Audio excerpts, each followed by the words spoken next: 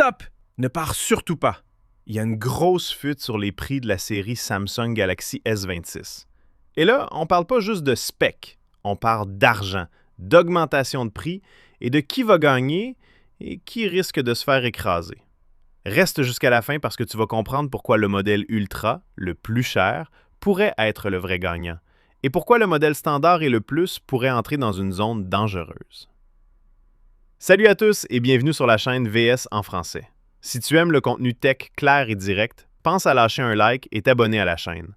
On veut construire une vraie communauté tech française solide et atteindre les 100 000 abonnés. Ton soutien fait vraiment la différence. Pourquoi les prix de la série Galaxy S26 font autant parler? En ce moment, la série Samsung Galaxy S26 fait déjà énormément de bruit. Mais pas à cause du design ou des caméras, c'est le prix qui fait débat. Plusieurs rapports et fuites venus de différentes régions indiquent que Samsung prévoirait une hausse globale des prix sur toute la gamme S26, S26 Plus et S26 Ultra. Une hausse en soi, ce n'est pas nouveau. Mais la vraie question que tout le monde se pose, est-ce qu'il y a une évolution qui justifie cette augmentation ou juste un prix plus élevé sans vraie révolution? Le vrai problème, le S26 et le S26 Plus. Selon les rumeurs, la hausse serait mondiale comparée à l'année précédente. Et en parallèle, beaucoup de fuites parlent d'améliorations plutôt modestes sur les modèles standards et plus. Et là, forcément, ça crée du doute.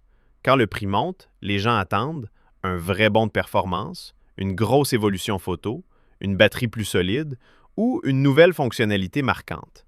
Si les changements sont minimes, l'enthousiasme retombe vite. Et c'est exactement ce qu'on commence à voir autour des modèles les plus petits.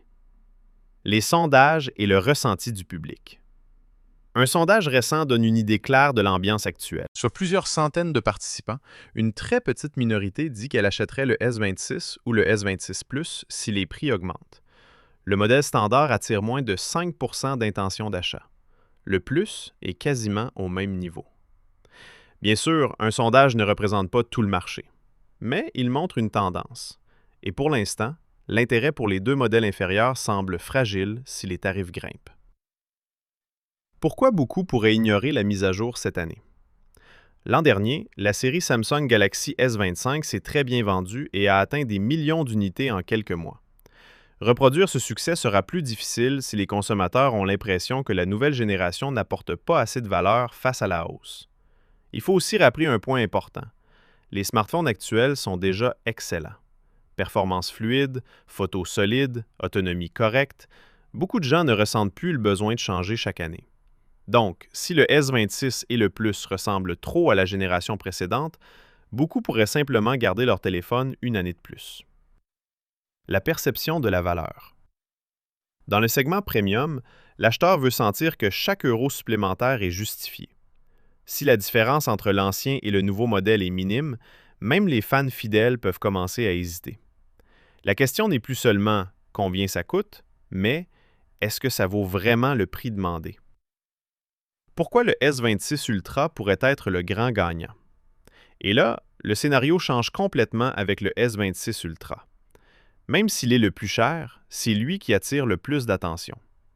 D'après le même sondage, environ un tiers des participants envisageraient d'acheter l'Ultra, même avec une augmentation de prix. C'est un écart énorme comparé aux autres modèles. Pourquoi?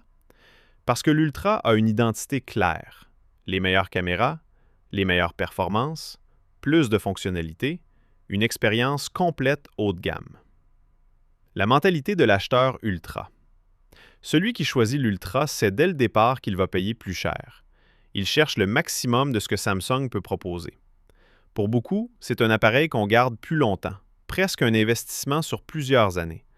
Donc, même si le prix augmente, si l'expérience est perçue comme complète et premium, la pilule passe beaucoup mieux. Tout le monde ne va pas acheter. Cela dit, tout n'est pas parfait pour Samsung. Le sondage montre aussi qu'environ une personne sur 5 ne prévoit d'acheter aucun modèle de la série S26. Et un autre groupe préfère attendre des promotions avant de décider. Et là, on touche un point stratégique crucial. Les offres commerciales pourraient tout changer. Les promotions peuvent tout renverser. Samsung a l'habitude de proposer des offres de lancement. Double stockage, bonus de reprise, réduction anticipée, accessoires offerts. Si la marque adopte la même stratégie pour la série S26, l'intérêt pourrait grimper rapidement, surtout chez les hésitants. Pour l'Ultra en particulier, certains pensent que proposer plus de stockage sans hausse supplémentaire pourrait booster fortement les ventes. Le précédent du S25 Ultra. Le Samsung Galaxy S25 Ultra a très bien performé sur le marché et s'est imposé comme l'un des smartphones Android les plus vendus de son année.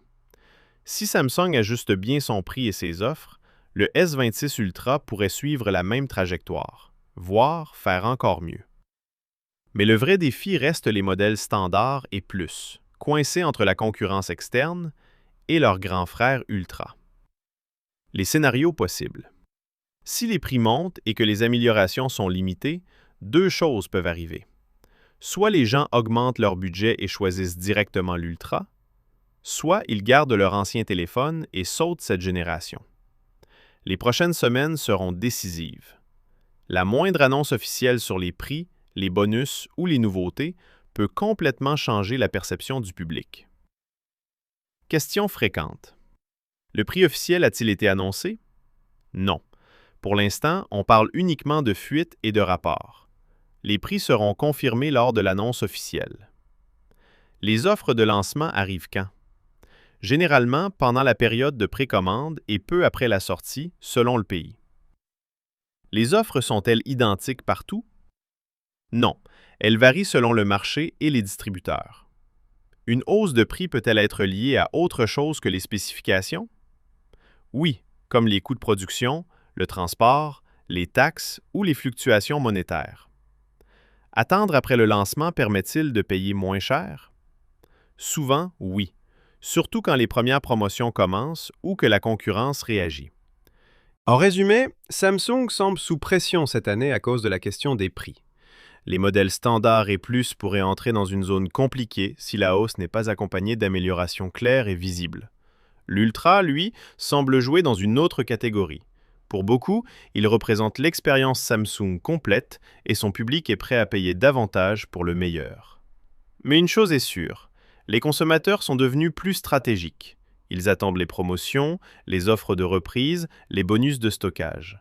Je suivrai pour vous toutes les mises à jour concernant la série Galaxy S26, les prix officiels et les offres, dès qu'elles seront confirmées. Si cette analyse t'a aidé, laisse un like, abonne-toi à la chaîne VS en français, construisons ensemble une grande communauté tech française et atteignons les 100 000 abonnés. Dis-moi en commentaire, si les prix augmentent vraiment, tu prends l'Ultra? Tu attends une promo? Ou tu passes ton tour cette année?